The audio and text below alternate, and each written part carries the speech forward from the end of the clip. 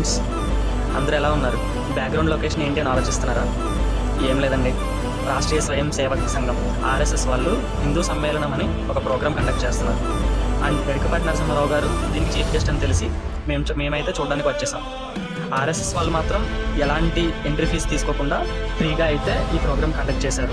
నేను పర్సనల్గా గరికపాటి గారి ప్రవచనాలని షార్ట్స్లో లేదా వీడియోస్లో చూడడమే కానీ లైవ్లో ఎక్స్పీరియన్స్ చేయడం అయితే ఇదే ఫస్ట్ టైం. ప్రవచనాల్లోని మెయిన్ పాయింట్స్ అయితే కవర్ చేద్దామని ఈ వీడియో చేస్తున్నాను.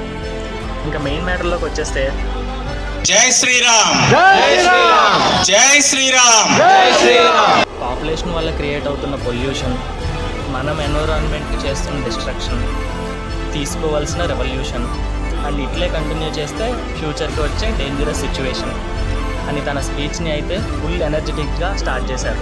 అసలు ఉమ్మడి కుటుంబాల అవసరం ఏంటి? ఒకప్పుడు ఫ్యామిలీలో అందరికీ కలిపి ఒకటే వెహికల్ ఉండేది. ఎక్కడికి వెళ్ళాలన్నా అందరూ కలిసి వెళ్ళేవాళ్ళు. అండ్ దానివల్ల పొల్యూషన్ చాలా తక్కువ జనరేట్ అయ్యేది. కానీ ఈ రోజుల్లో అలా కాదు. ఫ్యామిలీలో నలుగురు ఉంటే నలుగురికి 4 కార్లు, ఆడి, ఈడీ, స్కోడా, సోడా అని.